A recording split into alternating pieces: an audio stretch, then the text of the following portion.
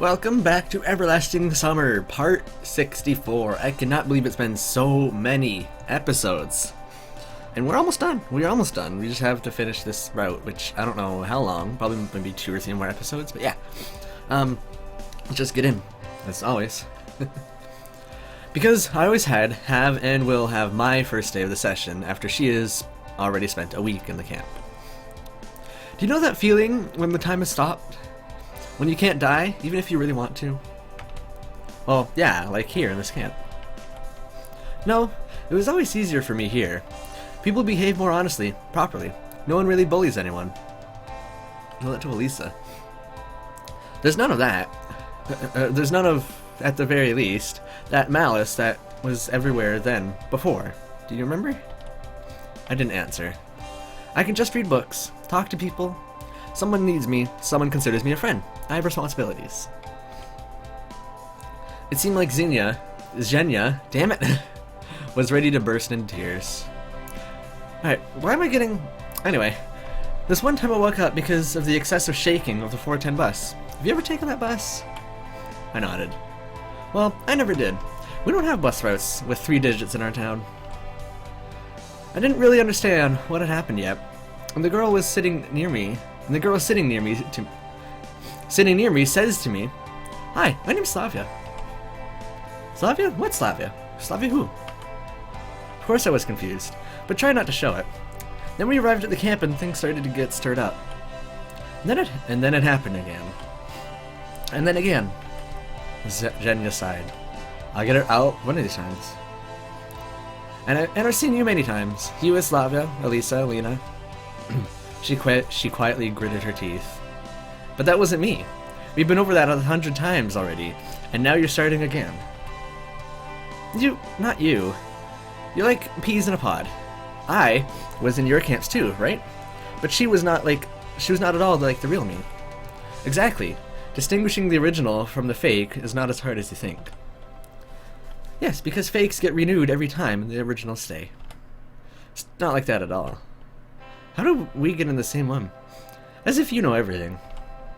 Well, does it matter? I hugged Xena tight and... Oh my god! I was doing so well last time, what the hell? I hugged Xenia tight and closed my eyes.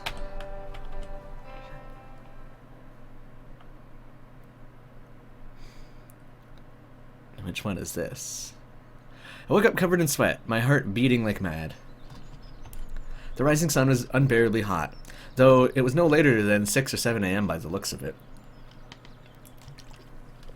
I'm curious why I'm outside.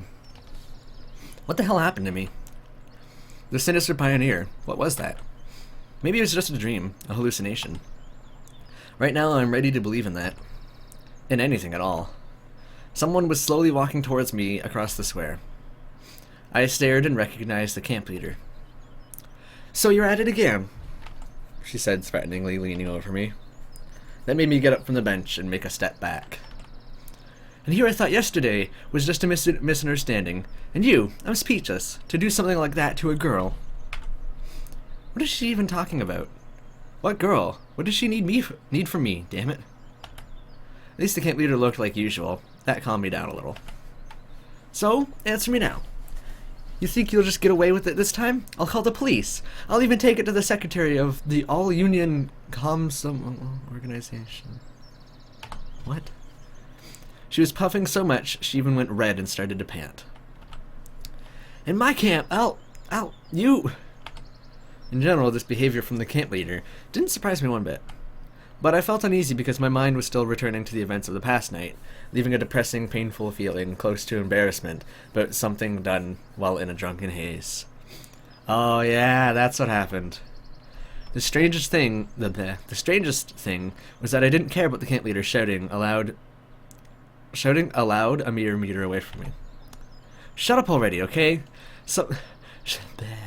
Shouting like there's a fire. What do you even know about problems? You think you've got a problem here? Oh, a pioneer was almost raped. What a disaster." Don't look like that. Don't be light on that. People. I grit my teeth and cast a menacing look at the camp leader that sent a flicker of fear across her face. "How about I tell you real problems, not those in your little imaginary world?" So just go to hell. You're just a waste of time. On the other hand, I always have more than enough of that time. A frightful thought suddenly flashed through my head. What if everything will always be like this now? What if I lose control over this world forever? I've never seen this look on the camp leader's face. Any pioneer girl will be able to spit in my face and at will, and the camp leader will get to lecture me like electronic. But that's worse than death. Anyway, I gotta go. I flung at the camp leader, who was still hadn't. Okay, I flung at the camp leader, who still hadn't recovered from shock. I went wherever my legs would carry me. But really, what is death for me personally? It seems like I have long since ceased to understand the very concept of the idea. Because if I can't disappear, if I'm destined to live through the very same week in this damned camp, time and time again, then maybe death is losing myself. Losing my power over the world, having uncertainty ahead. But that's even worse than the fate of any regular human. Their life is a game with an unhappy ending, and with no ability to save your progress. My life is a game with no ending, with the ability to save. What would they call such a life? If only I could remember how it is to be a regular man. They would probably call this hell. In this particular cycle, where even the soulless dolls humiliate me, is its last circle. I was ready to lose my mind, if only I could. All the thoughts I'd been diligently driving away from myself suddenly surged with a new strength, returning long-forgotten feelings. And who turned out to be right in the end? I was always convincing myself that I am right, not them, because I'm alive and they disappeared while chasing empty illusions. But they disappeared, and I stayed. And who got the better part of it in the end? An already familiar snicker sounded nearby. Looks like you've understood something today. I know who you are. My voice sounded calm, but my heart was beating madly like never before. Oh really? It'd be interesting to hear. You're the same as me, a pioneer, but from another cycle. But didn't you always think that the others were no more after Semyon drove off on the bus at that time? You thought that you were alone now, you're alone now in all these endless camps. I could be wrong. As hard as it was for me to admit it, that possibility existed. You? Wrong? Why, that cannot be. Whatever. What do you need? Did you just come to not mock me for what I've been doing before? I read that right.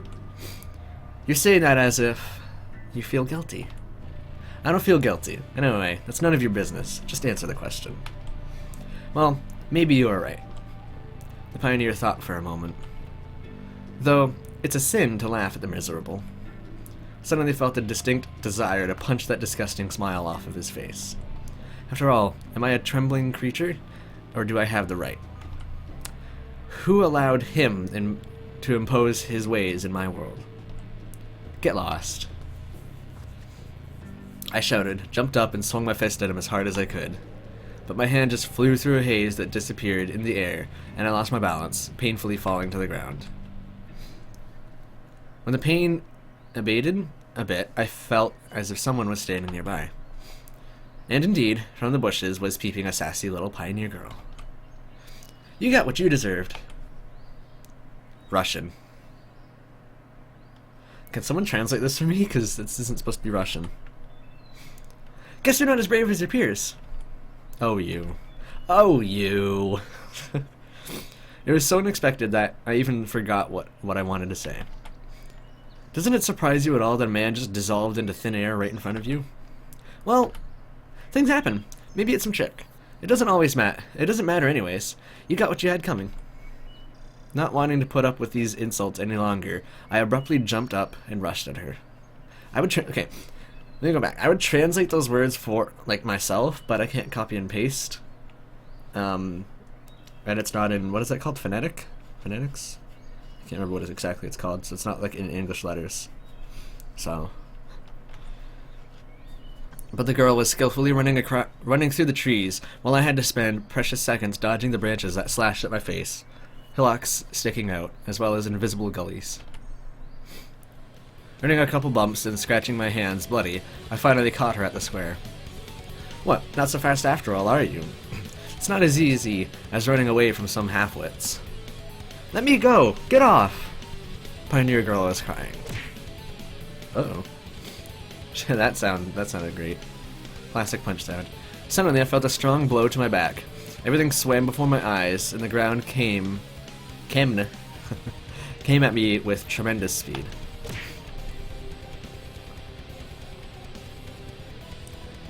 So you're into children too? I imagine this is Slavia, with that color. That's it, get him! Jeez, what the fuck is going on? A blow to the belly. I instinctively covered my head with my arms.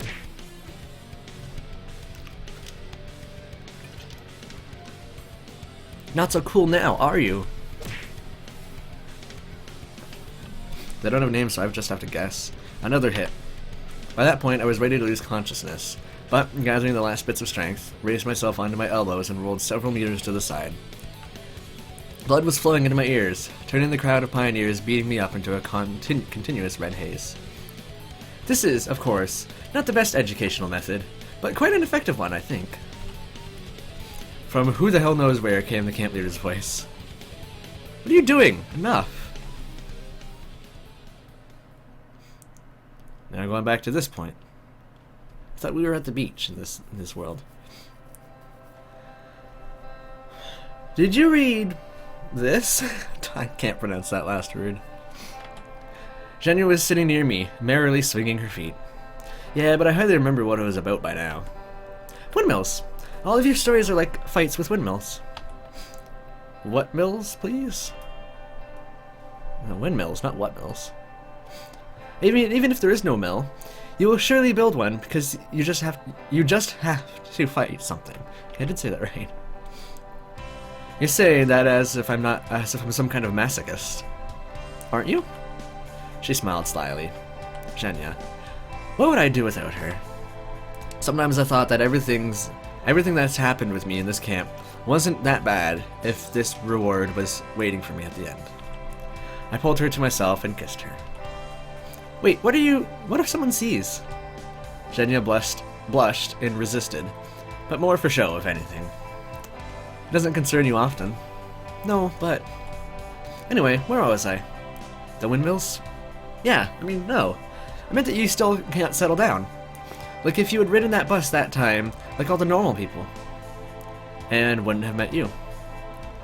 As if you'd been meeting me before. Always Slavia, Lisa, Lena. She griped. See, that means I've done everything right. To hell with you. To hell with you.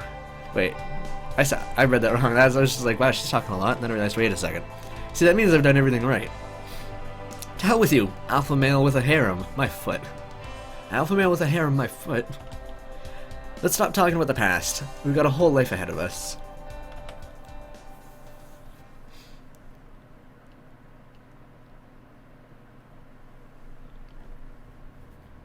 Hey, you alive? The cold water splashed onto my face, and with difficulty, I managed to open my bunged up eye. Bunged up eye? Never heard that word before. Over me was leaning a pioneer. You again. What, they didn't finish me off and you decided to help? Go ahead then, get on with it. Somewhere deep inside, I was even happy for such a turn of events. Finally, this broken, vicious cycle will be torn apart. No, you don't understand. I'm not him. Who are you then? I didn't care already. It would be so nice to die now, end this loop and go on to a new one. I guess never before did I want so hard for the endless cycle of my life to continue. The only important thing is for them to obey the long-established rules. Don't you understand? The pioneer said with anguish. No. I don't play these games anymore. Really, did they decide to place me in the shoes of that idiot? Is this some kind of game? Am I a green noob for them? Not on my server. And anyway, I don't care. I tried to get up, but the pain made me just moan and lean against the nearby trunk. Although, if I'll have to spend 5.5 more days in this damn loop, I'll obviously have to make certain compromises.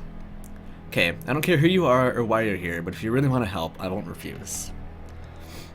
If he really is the one he wants to look like, then I can expect help from him. Yes, of course. Bring me something to drink, then.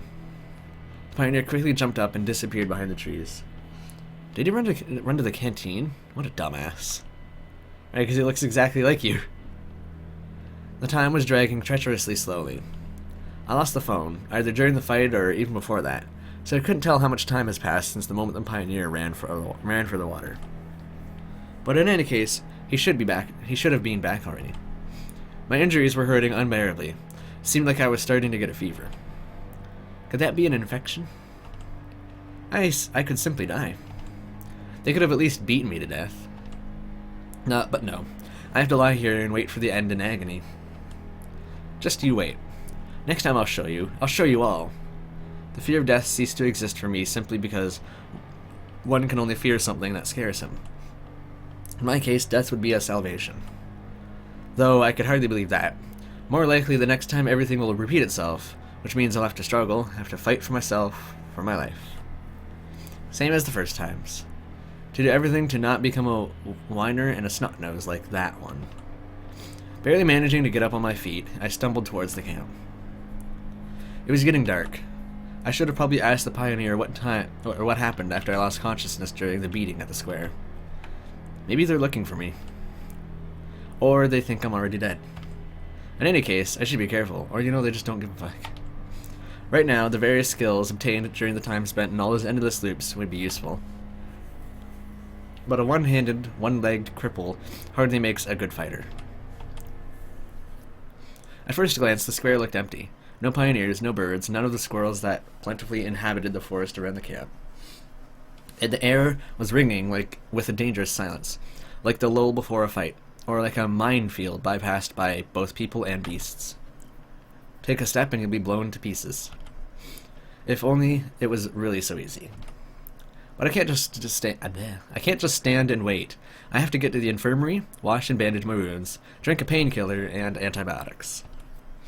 The first steps through the square were difficult to take, more because of the oppressive tension than my battle wounds. I somehow dragged myself to the end of it, walked along the narrow pathway, reached the infirmary, and had already started to mess with the lock when suddenly I heard a familiar rustle in the bushes nearby. Certainly that is not a beast or bird, that's a human. Though I understood well that the rampaging pioneers won't hide themselves. They act openly now. I don't know who's hiding there, but you better get out, or else what? In this condition, I can hardly even pose more of a threat than that arrogant little girl. It's just me. The shy pioneer almost whispered, coming out of her cover. Oh, it's you, I asked sarcastically. Alone. Where are the others? Though, yes, you alone will be sufficient. No, I can go if I'm disturbing you. Stay. Things can't get worse anyway. Any worse anyway. I was vainly messing with the lock.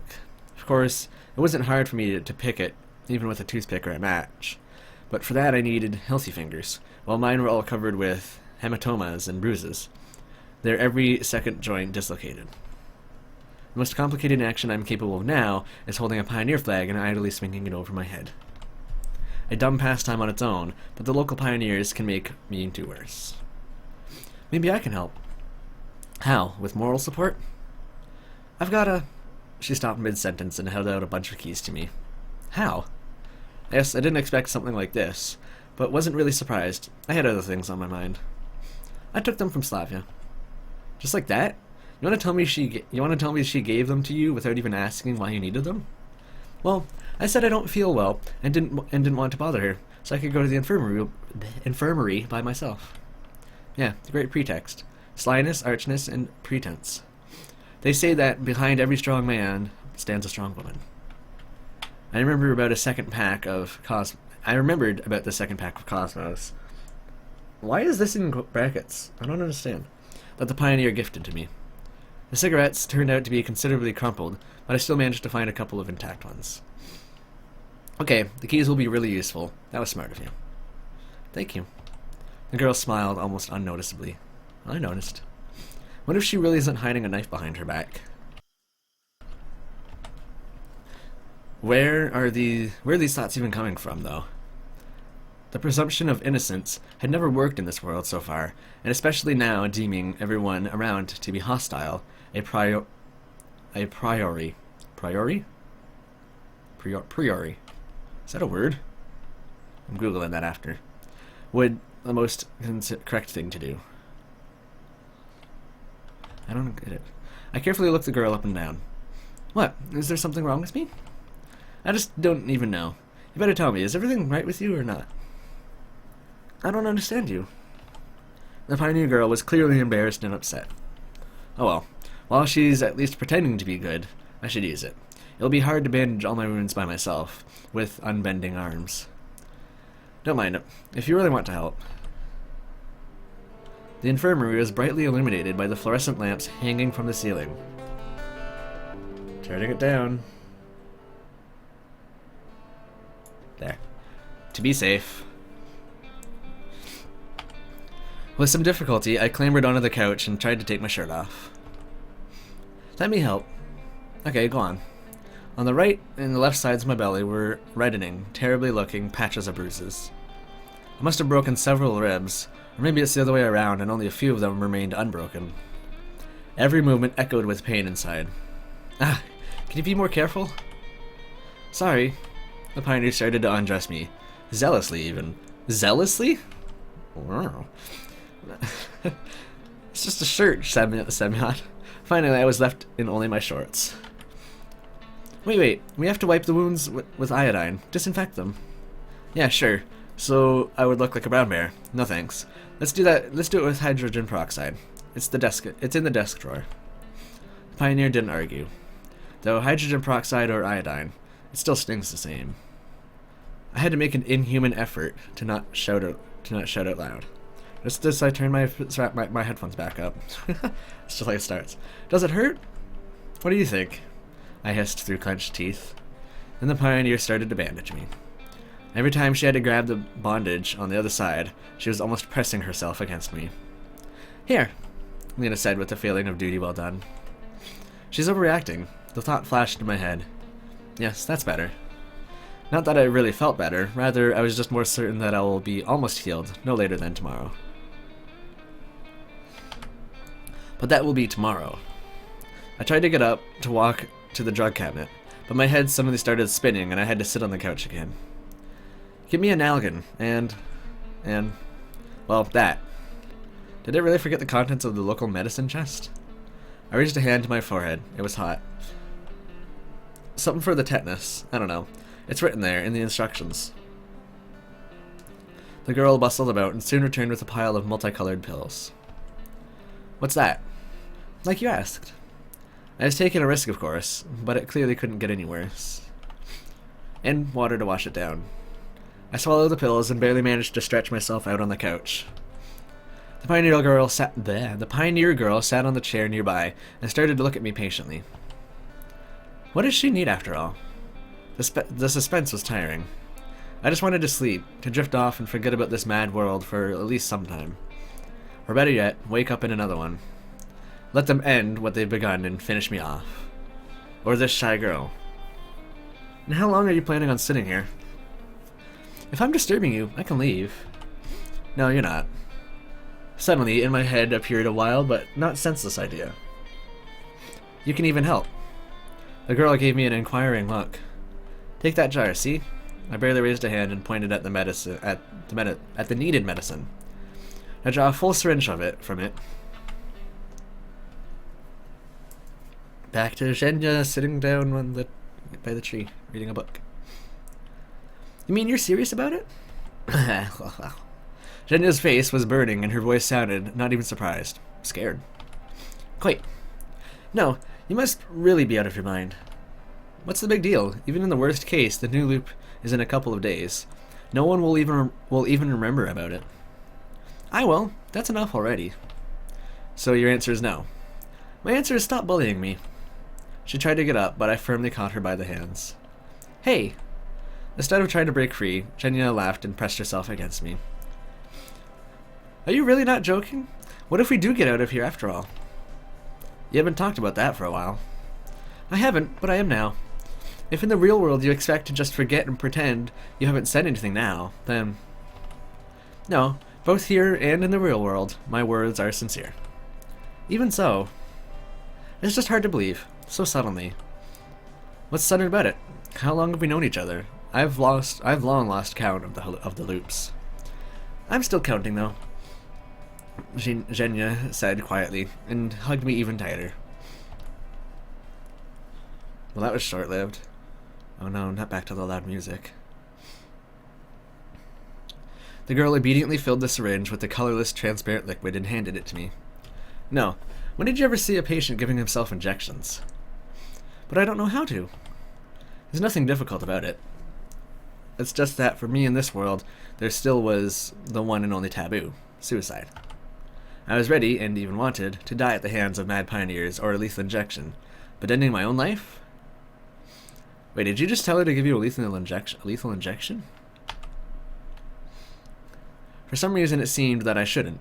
I couldn't even explain why and never tried to check. Maybe it was all because of that fear of uncertainty that had possessed me in the past 24 hours. Or maybe it's all much simpler and the reason is the simple self-preservation instinct. Regardless, Canada Post is here to give me a letter. Package. Not me. They just parked outside of my house. Regardless, I was sure that if I'm killed by someone else, I will immediately wake up in a new loop, but ready for everything now. The only problem was the fact that this girl clearly wasn't going to help me with my voluntary quietus. No, what if I do something wrong? It's better to call the nurse. I'll go. I'll be back soon. The nurse was the last thing I damn well needed right now. Wait. I barely raised myself up on an elbow and grabbed her by the hand. Don't you worry. I've done it hundreds of times, and I'll teach you. There's nothing difficult about it. The girl wavered. First, take the tourniquet. Wait, what? Why would she need a tourniquet? It's used when taking blood. Okay, don't take the tourniquet. Pioneer girl laid the tourniquet on the table near me. I moved my hand to the left side and made it more convenient for her. Maybe we shouldn't after all. I won't even feel anything. Her hands are shaking, the needle jumping left and right. If she misses the vein, it won't be pretty. Euthanasia through the drugs from a Soviet medical kit is a precarious pleasure as is. Don't look at me like that, the girl suddenly said. I'm looking at you how? Don't get distracted.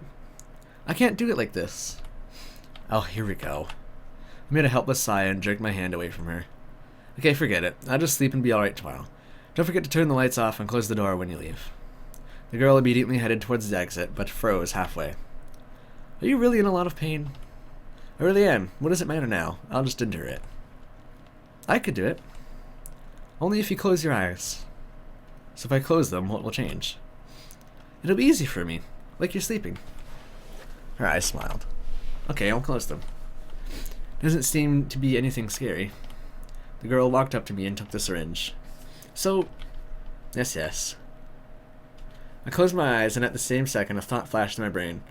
Why am I even trusting her so blindly? Just half an hour ago, while standing on the porch, I was thinking very differently. Something pressed me to the couch with a strength that made me unable to move my arms or legs. This bitch. The pioneer girl with the tourniquet in her hands leaned over me. A second later, it tightened around my neck. What are you... I wheezed. Even if this is the death I was urging her for, it shouldn't be like this. Not being strangled with a tourniquet. No, wait, I'm not ready. The pioneer was pulling ever harder, a mad grimace on her face, mouth grinning a devilish smile, sunken eyes open wide, and even seeming to glow with some unnatural light. I vainly tried to break free. The injuries and fatigue didn't let me. Here comes the anoxemia. Everything's getting blurry in front of my eyes. I close them, but the imprint of that crazy grimace is still left on the inner side of my eyelids. At the edge of my mind, I hear the creak of the door opening, of the opening door. The devilish pioneer loosens her grip, and then the face of another girl is already leaning over me. Let's go, now. This familiar voice whispers to me. Let's go now. What? Someone help me get up. I leaned on them and stumbled away from the infirmary. What is going on? So, I'll tell you what's going on. It's something we have to leave for the next episode. Once this running's done. Because I can't just end it on the here. Like, I can't save. Actually, I can't just end it here. Thank you all so much for watching. I hope you enjoyed it. I just realized that the sound is actually muted. For the, not me, but for the game. Thank you all for watching, and I hope you enjoyed it, and I will see you in the next episode. Bye-bye.